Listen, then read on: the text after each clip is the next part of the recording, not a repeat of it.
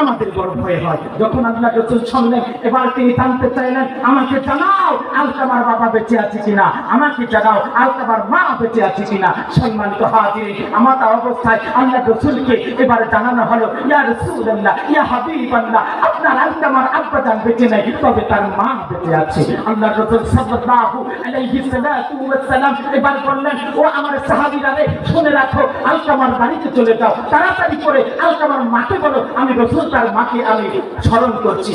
কিন্তু শুনে রাখো, তার মা যদি অসুস্থ হয়, আমি রাসূলের কাছে আসতে তিনি কষ্ট হয়, আসতে যদি অপারগতা প্রকাশ করে, আসতে যদি নাই পারে, আমি রাসূল তার কাছে হাজির হব। বলেন আল্লাহু আকবার, নারে তাকবীর। সম্মানিত হাজিরিন, হযরত রাসূলুল্লাহ সাল্লাল্লাহু আলাইহি ওয়াসাল্লাম যখন এমনটা কথা বললেন, আমার তো অবস্থায় দৌড়ে চলে গেল আলকামা রাদিয়াল্লাহু তাআলা আনহুর বাড়িতে। এবার আলকামা রাদিয়াল্লাহু তাআলা আনহুর তার বাড়িতে গিয়ে তার আম্মা জানকে ডাক দিলেন, মা, আপনাকে আল্লাহ রাসূল সালাম জানিয়েছে, যদি আপনি না যাইতে পারেন, একান্ত যদি আপনি না যাইতে পারেন, মা তাহলে শুনে রাখেন, আপনার রাসূল আপনার বাড়িতে আসার জন্য তিনি ইচ্ছা পোষণ করছেন। আর একবার জোরে বলেন আল্লাহু আকবার। আলকামা রাদিয়াল্লাহু তাআলা আনহুর মা এবার বললেন,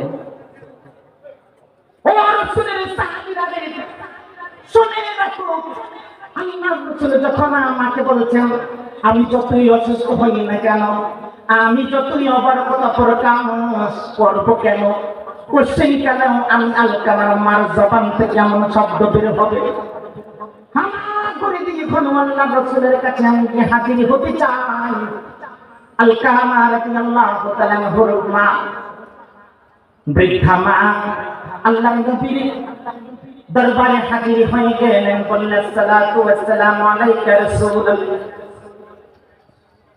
আল্লাহ রাসূলের কাছে হাজির হয়ে গেলেন। লাব্বাইকা রাসূলুল্লাহ। আল্লাহ রাসূলের দরবারে হাজির হয়ে বললেন, যখন নবীজি মাকে দেখলেন, বললেন, মা জননী, আমি আপনাকে জানতে চাই, আপনার আলকামা সম্পর্কে আমাকে জানান কেমন ছিল। মা এবার বললেন, ইয়া রাসূলুল্লাহ, ইয়া হাবিবাল্লাহ, আপনার আলকামা এত ভালো ছিল, তার তো কোনো ত্রুটি আমি দেখি নাই। আপনি রাসূলের যত আদর্শ আলকামার মধ্যে ছিল, বলল, ও আলকামার মা, আমাকে বলো তো, তোমার আলকামা কেমন ছিল। সত্য যদি নাই বলো, আমি রাসূলের কাছে কিন্তু ওহী নাযিল হয়। জোরে সরে বলি আল্লাহু আকবার। মা এবার বললেন, ইয়া রাসূলুল্লাহ, ইয়া হাবিবাল্লাহ, আপনাকে জানাতে চাই, আমার আলকামা অতি ভালো ছিল, আমি তার প্রতি রাজু ছিলাম, সন্তুষ্ট ছিলাম। তবে ইয়া রাসূলুল্লাহ, আমি আমার আলকামার প্রতি পূর্ণ সন্তুষ্ট নই, কারণ আমি মা থেকে আলকামার স্ত্রীকে প্রাধান্য দিত। আমি মা এটা সহ্য করতে পারতাম, আমি মা বড় কষ্ট পাইতাম। এই কষ্টটা শুধু আলকামার প্রতি আমার মায়ের আছে। আমার বন্ধুরা, আল্লাহ রাসূল এবার নির্দেশ করলেন, কাঠ নিয়ে আসো। এবারে কাঠ নিয়ে আসা হলো। বললো, আগুন নিয়ে আসো, জ্বালাইয়া দেওয়ার জন্য বললো, জ্বালিয়ে দেওয়া হলো। মা বললো, ইয়া রাসূলুল্লাহ, ইয়া হাবিবাল্লাহ, কাঠ আনলেন, জ্বালায় দিয়ে জ্বালাইয়াও দিলেন, আগুন জ্বলছে, কি হবে? আমি মা জানতে চাই। আল্লাহর নবী এবার বলছে, আলকামার মা, এই আগুনের মধ্যে তোমার আলকামাকে ফালানো হবে। যদি মা তুমি মাফ করে দাও, তাহলে আগুনের মধ্যে, কারণ জাহান্নামের আগুন দুনিয়ার আগুন থেকে অনেক শক্তি সম্পন্ন। তুমি মা যতক্ষণ পর্যন্ত সন্তুষ্ট থাকবে, ততক্ষণ পর্যন্ত তোমার আলকামা ক্ষমা পাবে না, কারণ অসন্তুষ্টি তোমার আলকামার জাহান্নামের জন্য যথেষ্ট। অতএব মা, দুনিয়ার আগুনের জন্য যদি এত ভয় পাও, জাহান্নামের আগুনে তো জ্বালানো হবে তোমার সন্তানকে।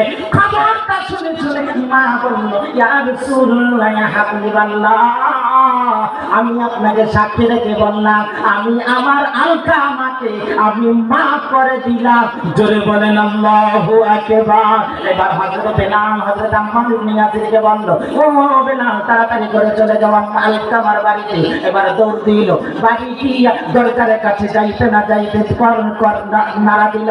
নাড়া দেওয়ার সঙ্গে সঙ্গে ভিতর থেকে তারা আওয়াজ শুনতে পাইল, লা ইলাহা ইল্লাল্লাহ, জোরে লা ইলাহা ইল্লাল্লাহ। মা ক্ষমা করে দেওয়ার সঙ্গে সঙ্গে আল্লাহর দরবারে কবুল হয়ে গেল। আর আলকামা রাদিয়াল্লাহু তাআলা আনহুকে আল্লাহ কবুল করলেন। মায়ের দোয়ার কত পাওয়ার, ঠিক না বেঠি? একটু হাতটা জাগায় দেখায় দেন, কার মা নাই? একটু জাগায় দিয়ে কি কার মা নাই?